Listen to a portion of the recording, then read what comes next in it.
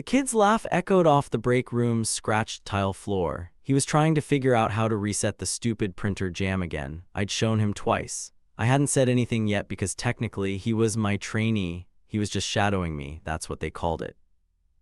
But I knew better. It was a Tuesday mid-month, no holiday in sight, and my inbox was already cluttered with vendor quotes, inventory discrepancies, and 3 reply-alls from Brenda in finance.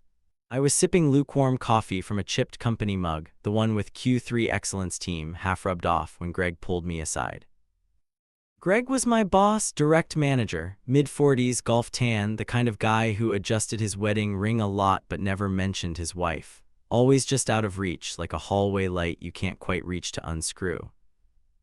"Quick thing," he said, eyes already darting past me. "We've got someone new starting next week, just a temp intern rotation from HQ. You'll let him tag along, show him the ropes." I nodded. I didn't ask questions, I never did.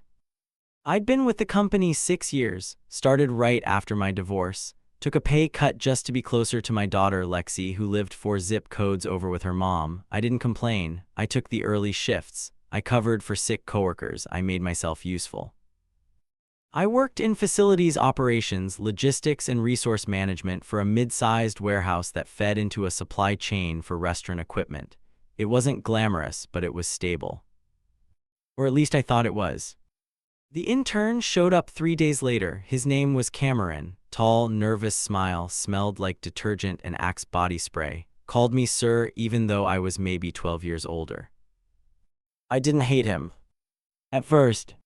Cameron wasn't awful, just too enthusiastic, took notes on everything, asked questions like he was cramming for an exam I didn't know existed. "What do you do if the receiving report is missing a SKU? Why do we stage the rush orders near Dock C instead of A? How do you handle back-to-back vendor delays?" I answered him patiently, even when it slowed me down.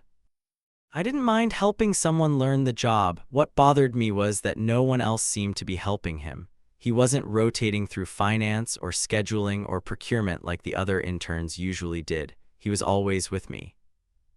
"Companies streamlining the internship process," Greg had said when I brought it up. "More focused mentoring."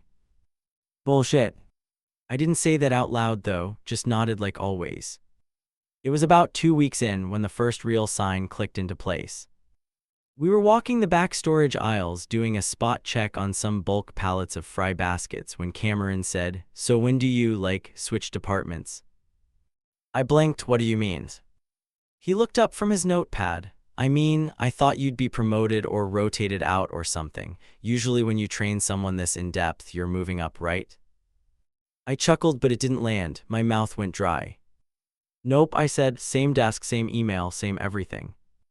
He paused. "Oh, that's not what Greg—" He stopped himself. "Never mind." But I didn't. That night I lay awake staring at the ceiling fan. The plastic pull cord clicked against the bulb every few seconds. I kept replaying Cameron's voice in my head. That's not what Greg what? Promised him, told him, hinted at. I didn't want to jump to conclusions, so I didn't for a while. But then things started changing. Subtle things. First, I lost access to the operations drive.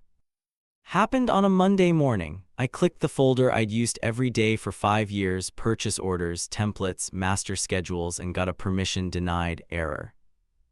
"Probably IT maintenance," Greg said. "I'll flag it." It never got fixed. Then 2 days later, I wasn't invited to the weekly cross-department meeting, the one I'd led for the past 3 years. My calendar just didn't have it. "Must be a glitch," Greg said again, tapping his screen like it was someone else's fault. "You didn't miss much." But Cameron was there. He had a notepad full of scribbles when he came back from it. Didn't even realize I hadn't been. I started keeping a little list in my head. Drive access revoked. Meeting invite removed. Weekly report now being CC'd to Cameron. Greg avoiding eye contact more than usual. I knew the signs. I just didn't want to believe I was seeing them. Because if I was, it meant I wasn't just training some intern, I was training my replacement. Without being told. One afternoon, while we were double-checking order bins, I asked Cameron what his end date was. He shrugged. "I think they said I'll be here full-time starting next month. That's why they had me sign the W-4 already. I froze. Full-time, I said, careful. He nodded. Yeah, kinda wild, right? Thought I'd just be floating around. Greg said they wanted someone to fully take over this lane. Take over. Not support, not shadow, not learn from. Take over. I smiled and nodded. Then I went home and poured myself 2 fingers of whiskey and stared at my worn-out steel-toe boots for a long, long time. The final confirmation came 2 days later. I got a meeting request from HR. No subject line. Just, please join us in conference room B at 3 p.m. I stared at the invite. Felt like my stomach dropped out. My boss made me train my replacement without telling me I was being let go. Conference room B always smelled like dry erase markers and coffee from 3 days ago. There was a constant hum in the overhead lights, like they were trying to hide a secret. When I walked in, Lee from HR was already sitting there with a folder laid neatly in front of her like a closed trap. Greg came in behind me, doing that half smile he used when he was trying to pretend we were on the same team. I didn't sit right away. Is this about Cameron? I asked. Lee smiled politely, like I'd just asked if they wanted sugar in their coffee. Let's take a seat and walk through everything together. Greg gestured to the chair across from her. Won't take long. That's when I knew for sure. They didn't say the word fired, they never do anymore. It was restructuring. It was workforce realignment.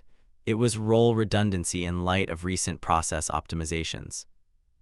Translation: we found someone younger, cheaper, and more eager. Lee did most of the talking, flipping papers I didn't look at.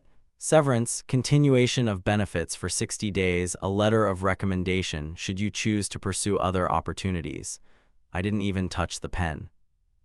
Greg, meanwhile, kept his hands folded like a guidance counselor. It's nothing you did wrong, we just had to make some hard decisions. Hard for who? I said. His eye twitched just a little, but I caught it. You're asking me to leave the job I've done for 6 years, the job I trained other people for, including Cameron, without telling me why this was coming. You've had a solid run here, he said, but the company's shifting. No, the company's gutting people like me and calling it strategy. I didn't raise my voice, I didn't swear, but I didn't let them off easy either. They offered me 4 weeks' pay, I asked for 8. They didn't argue. When I walked out, Cameron was unpacking a box of new training guides I'd written 3 years ago. He stood up when he saw me. Hey, did they wait, are you? I just nodded. His face fell. Man, I didn't. Greg said this wasn't about that. He said you were moving into. I held up a hand.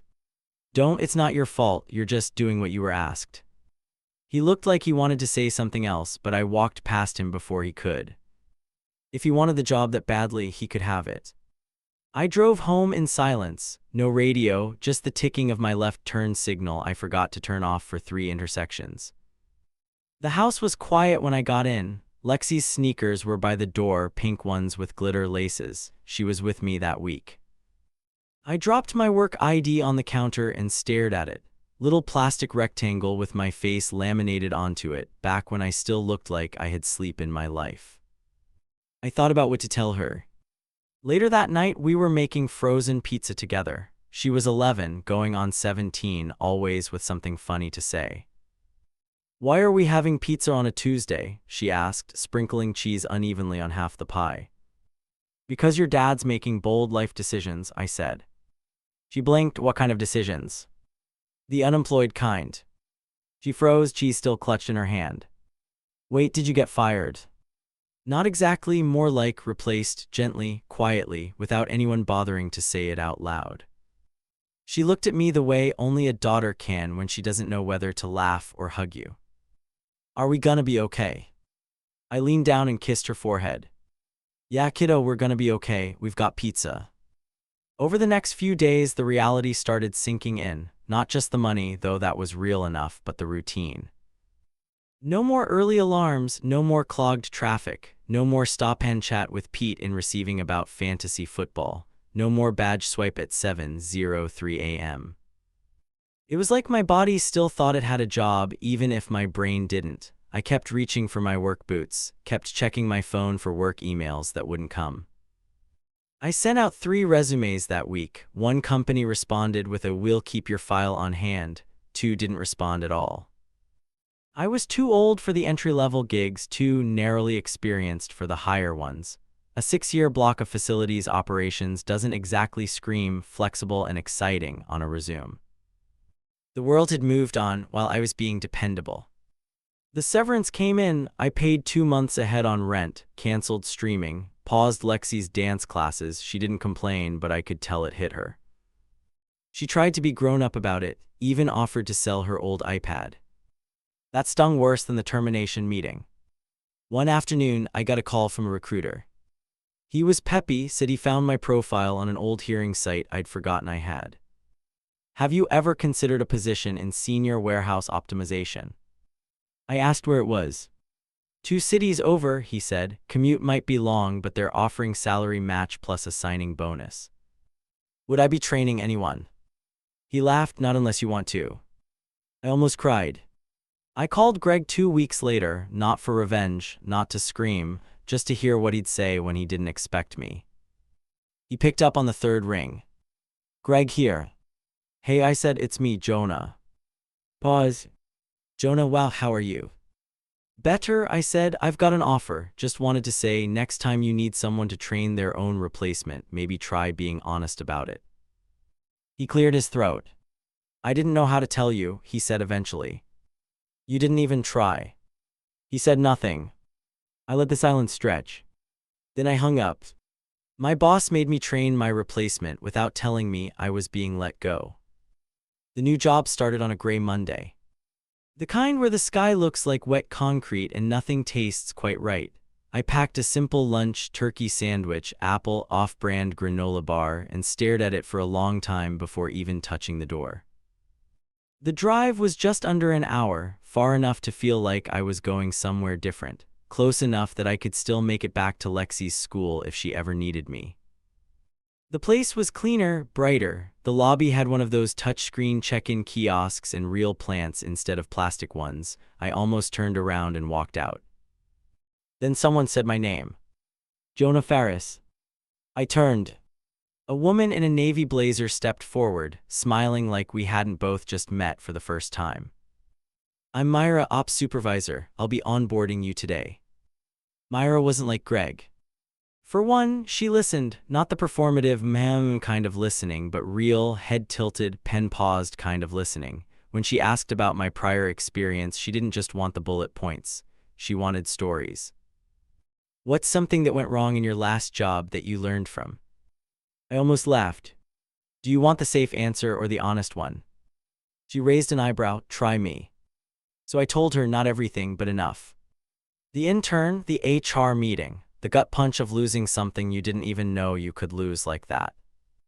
She nodded slowly. "You're not the first person I've heard that kind of story from." "That's supposed to make me feel better." "No, but maybe a little less alone." The first week passed in a blur of logins, laminated floor maps, safety walkthroughs, and learning the personalities of the floor leads. There was Dave in receiving, gruff but secretly sentimental. Nina in quality control, sharp-eyed and ran her line like a warship. And Reggie, who had somehow been in 3 different warehouses across 2 states and still couldn't find the time clock without help. Nobody called me sir, nobody shadowed me, and most importantly, nobody was looking over my shoulder trying to gauge how soon they could take over my seat. Still, I was cautious. Every time someone said, "Can I run something by you?" I braced for it to be the beginning of a handoff. Lexi noticed the difference first. "You don't look tired," she said one night over microwaved chicken nuggets. "You used to come home with that face, you know, the one where you look like your eyebrows are mad at each other." I smiled. "That's called being a grown-up." She rolled her eyes. "No, that's called being sad." She wasn't wrong. I hadn't realized how much of my old life had been built on tension until it was gone. I could breathe again, eat slower, even sleep without grinding my teeth. But even as the days got easier, a small voice in my head kept asking one question. Why didn't I see it coming?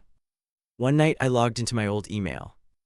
The severance period was over, but the inbox was still technically active. I wasn't expecting much, just curiosity, maybe closure. What I found instead was a calendar invite from 2 months ago. CAMERON11 Review of SOPs plus doc templates, Jonah optional. Jonah optional. I remembered that day I'd been out sick. Greg said, "Don't worry, we'll catch him up later." They started transitioning without me before I was even out the door. It hit harder than I thought it would. I screenshotted the invite, I didn't know why.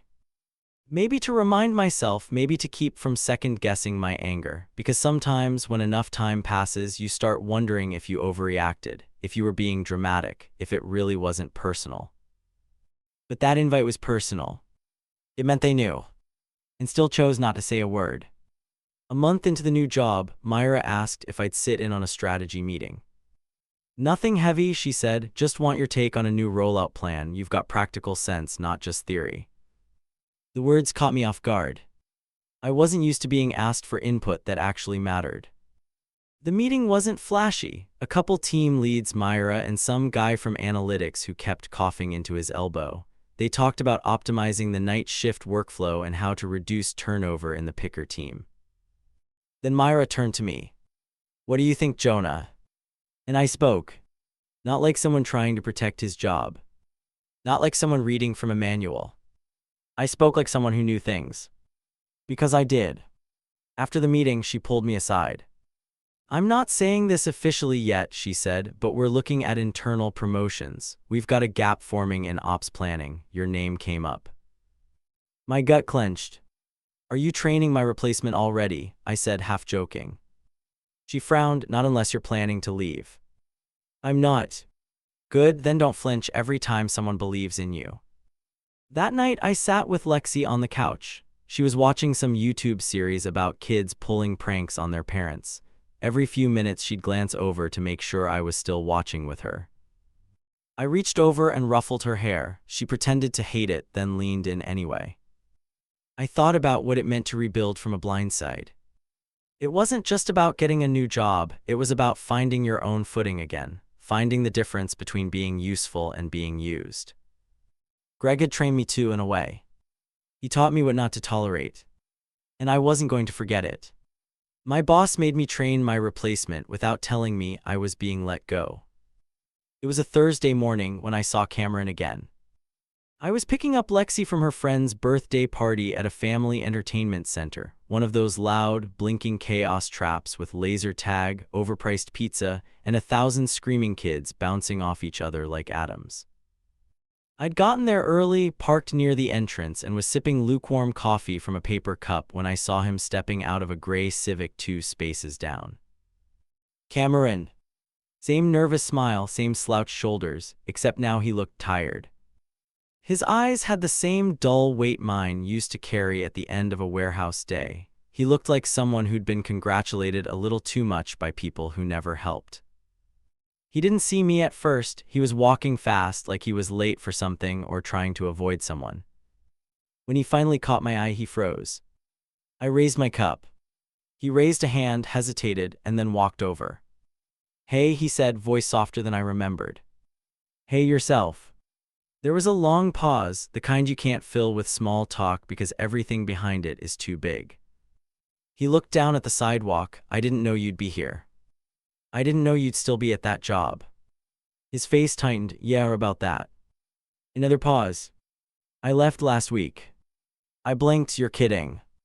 He shook his head. "Didn't feel right. I thought I'd feel proud taking over, but it just felt off, like I borrowed someone else's coat and everyone was too polite to say it didn't fit."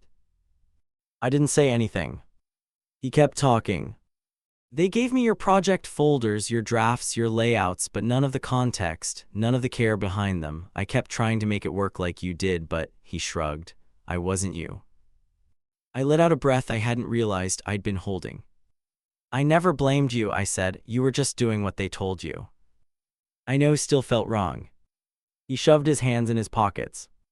"I'm applying somewhere else. Thought I'd try school again too, maybe something outside of operations altogether."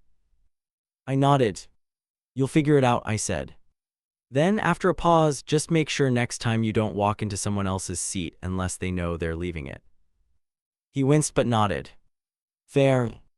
Lexi came bouncing out a few minutes later, cheeks red from laser tag, holding a balloon animal shaped like a sword. She waved at Cameron without knowing who he was. He smiled back and gave me a little wave before heading to the other side of the parking lot. I watched him go. Some part of me finally unclenched. At work the next week, Myra called me into her office again. She had that same calm expression, clipboard in one hand, a mug in the other. "You ready for more responsibility?" she asked. I raised an eyebrow. "Define more." "Not a replacement," she said quickly. "Not training anyone out of your seat, just expansion." She pushed the clipboard toward me. It was a new floor redesign plan, one I'd sketched ideas for in passing, never thinking they'd actually go with it. "I want you to lead the implementation," she said. "You've got the experience, and more importantly, the trust of the team." I stared at the page. My name was at the top. Project Lead Jonah Ferris. No ghost trainee, no silent transitions, no knife-in-the-back calendar invites. I looked up at her.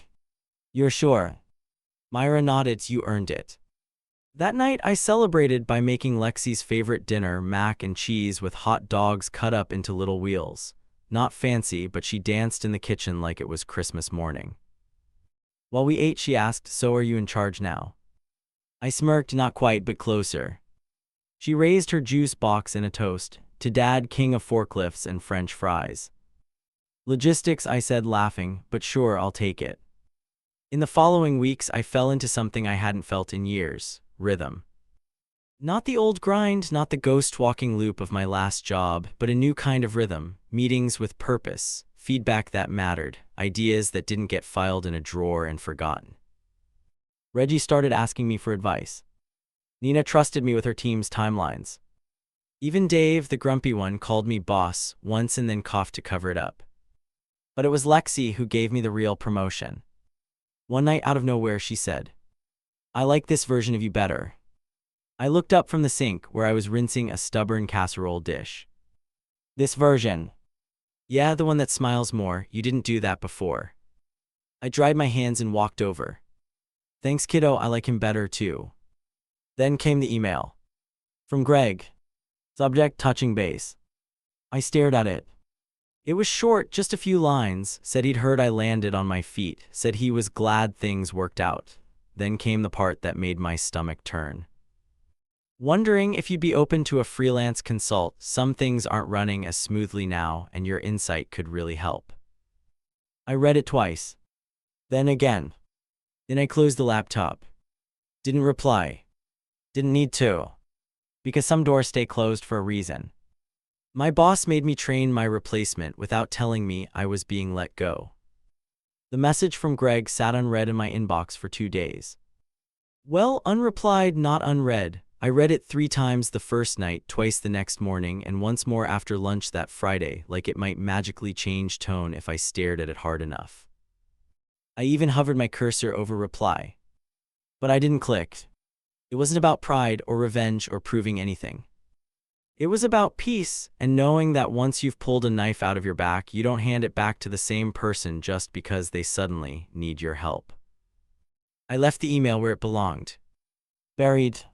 2 weeks later, Myra called me into her office again, this time with a different expression. Her usual calm had a spark in it now, like a teacher who knows the student finally figured out the trick behind the math problem. "We're making it official," she said, setting a fresh paper on the desk between us.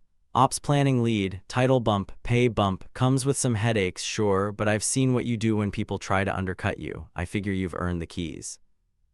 I looked at the letterhead.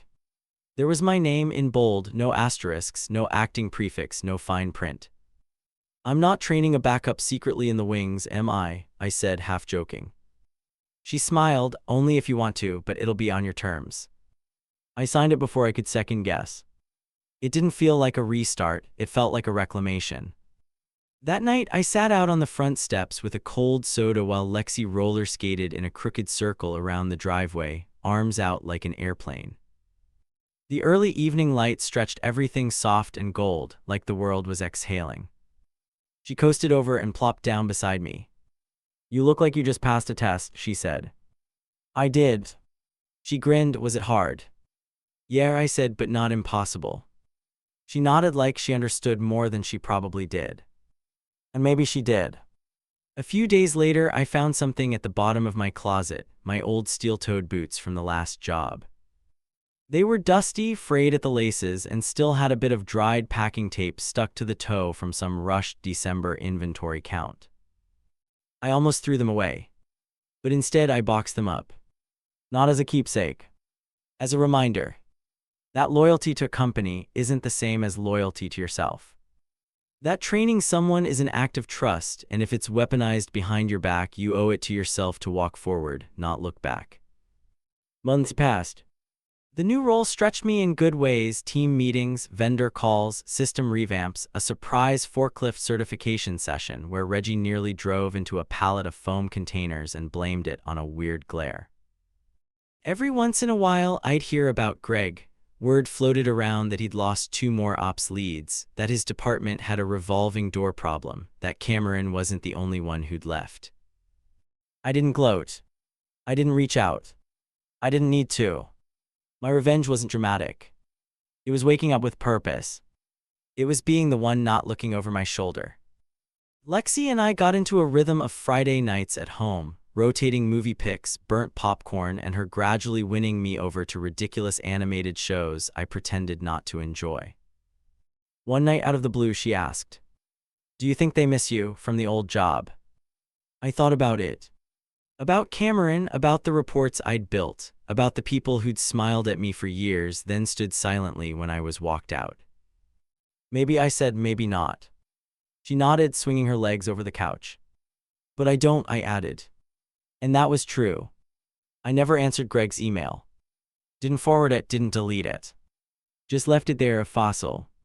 A reminder that sometimes closure isn't a conversation. It's a decision. To keep your head high. To value your worth. And to never again be the one holding the door open for someone you didn't know was walking in to replace you. If this story moved you, subscribe for more real-life confessions and emotional journeys like this one.